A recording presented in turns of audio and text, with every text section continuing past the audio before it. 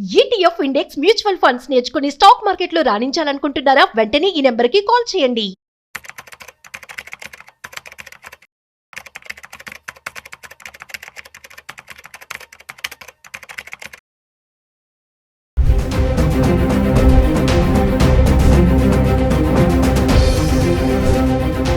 Hello viewers, stock market analyst Sundar Rama Reddy గారి online webinar కి enrol చేసుకోవాలనుకుంటున్నారా?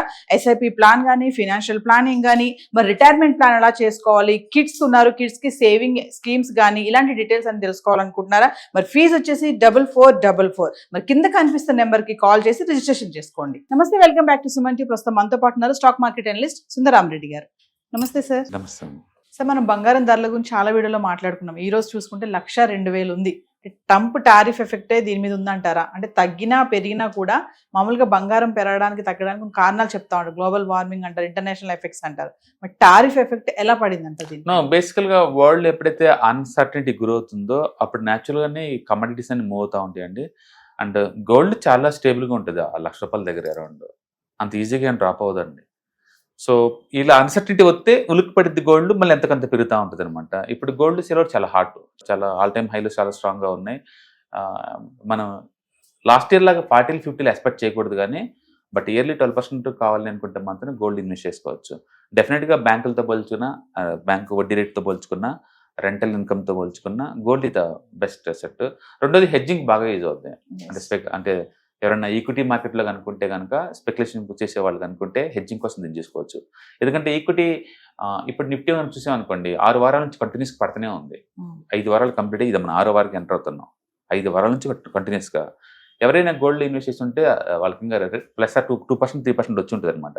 అందుకని అచ్చం ఈక్విటీ బదులు ఎంతకంత ఈ అసెట్లో పెడుతుందో రిస్క్ ఇది అవుతాయి. అంటే రెండోది, ఇప్పుడు ఈ మధ్యకాలంలో ఏంటంటే ఎక్కువ మంది మల్టీ అసెట్ అలొకేషన్ ఫండ్స్లో పెడుతున్నారు. అక్కడ ఏంటంటే వాళ్ళు మినిమం 3 అసెట్లో పెట్టాలి.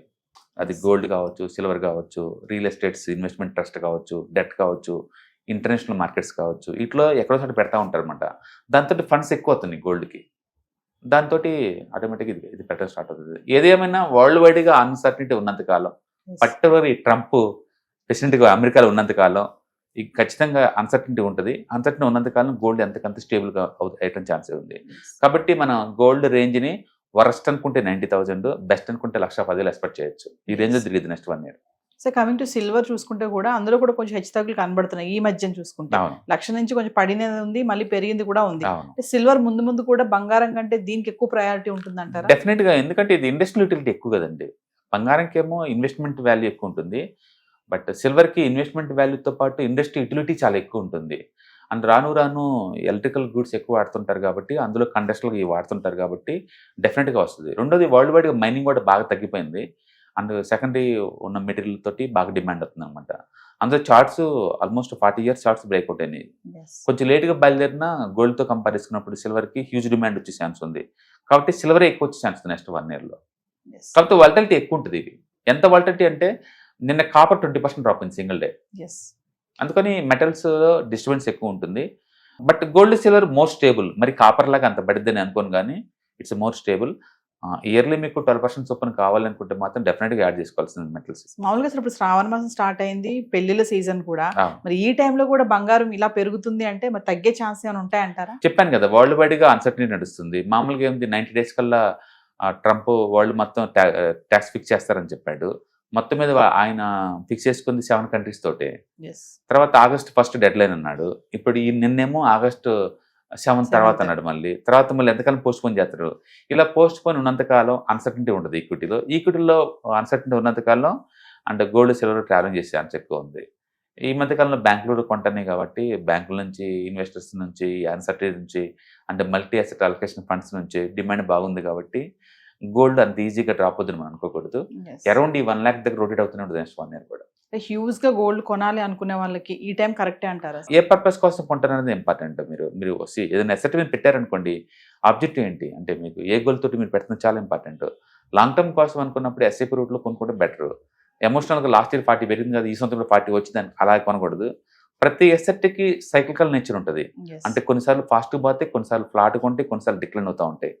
గోల్డ్లో ఉన్న బ్యూటీ ఏంటంటే లో బీటా కాబట్టి అంత ఈజీగా పడదు, అంత ఈజీగా వాలటిలిటీ గురి అవ్వదు. కాబట్టి స్టేబుల్ అసెట్. మీ రిక్వైర్మెంట్ కనుక 10 to 12% ప్రయాణం అనుకుంటే కనుక స్టిల్ కొనుక్కోవచ్చు. ఎస్ లాస్ట్ ఇయర్ లాగా 20-30 అయితే ఖచ్చితంగా రావు. Thank you. Hello friends, financial freedom మీద వెబినార్ జరగబోతుంది. ఇది డైలీ 3 hours ఉంటుంది, 3 days ప్రోగ్రామ్. దీంట్లో మీకు ఫైనాన్షియల్ ఫ్రీడమ్ ఎలా సాధించవచ్చు via with ETFs, index funds, mutual funds ద్వారా డీటెయిల్ గా ప్రాక్టికల్ వేలో మీకు ఎక్స్ప్లెయిన్ చేయబడుతుంది. అండ్ దీంట్లో ఎనీ డౌట్స్ ఉన్నా సరే ఇమీడియట్ గా వెబినార్ లోనే ఎక్స్ప్లెనేషన్ చెప్తారు. అండ్ అలాగే మ్యూచువల్ ఫండ్స్ ఎగ్జామ్స్ ఎవరైనా రాద్దాం అనుకున్నా సరే, మ్యూచువల్ ఫండ్ డిస్ట్రిబ్యూటర్ గా మీరు సెటిల్ అవ్వాలన్నా సరే ఎలా చేయొచ్చు, వాటికి సంబంధించిన డీటెయిల్ ఎడ్యుకేషనల్ వివరాలు మొత్తం కూడా ఈ ప్రోగ్రామ్ లో డీటెయిల్ గా చెప్పబడుతుంది. కాబట్టి ఎవరైనా సరే ఈ వాలటిలిటీ ఉన్న ఈ స్టాక్ మార్కెట్ లో స్టేబుల్ గా ఉండి అండ్ మంచి returns via with ETFs, index funds, mutual fund ద్వారా ఎలా సంపాదించవచ్చు, ఎందుకు ఇవి ఇంపార్టెంట్, ఫైనాన్స్ ఫ్రీడమ్ కి ఎలా ఉపయోగపడతాయో ఇవన్నీ కూడా డీటెయిల్ గా ఎక్స్ప్లెయిన్ చేయబడుతుంది. కాబట్టి ఎవరైనా ఇంట్రెస్ట్ ఉన్న పార్టిసిపెంట్స్ అందరూ కూడా ఈ అవకాశాన్ని వినియోగించవలసిందిగా కోరుతున్నాను. Thank you.